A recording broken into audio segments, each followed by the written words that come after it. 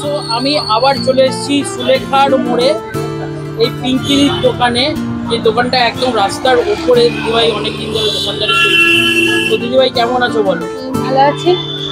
তো আজকে তো দেখছি অনেক আইটেম আছে। হ্যাঁ। কি কি আইটেম দেখো একটু দেখিয়ে দাও। এটা চিলি চিকেন আছে। ও পুরো তো লাল লাল একদম, দারুণ লাগে স্ট্রাকচারটা দেখে। এটা চিকেন বটি কাবাব।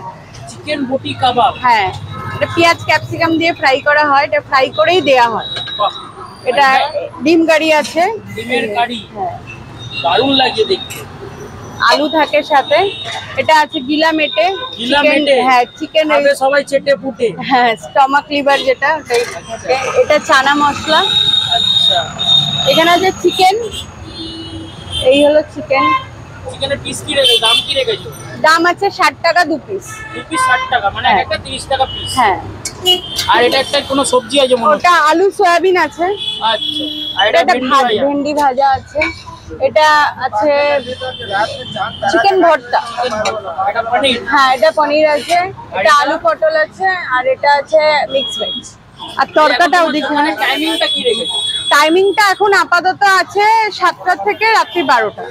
7টা থেকে রাত্রি 12টা। কেন দুটো অবধি তোমার টাইমিং ছিল? ওটা একটু সমস্যা হচ্ছে নাইটে দোকান খোলা নিয়ে, তো ওটার জন্য এখন দুটো সপ্তাহে মেনটেন করতে হবে। তারপর আশা করি ওই টাইমটা হয়ে যাবে।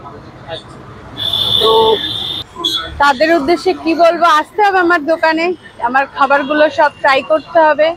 আর যারা এই ভিডিওটা দেখবেন তারা অবশ্যই বেশি বেশি করে শেয়ার করবেন, যাতে আমিও একটু বেশি কাস্টমার পাই, যারা দূর দূর থেকে দেখতে পায়। একটাই কথা বলতে চাই, অনেক দিদি অনেক দাদা তো ভাইরাল হয়েছে। হ্যাঁ, আমিও চাই পিঙ্কিদিও ভাইরাল হোক এই সুলেখার মোড়ে।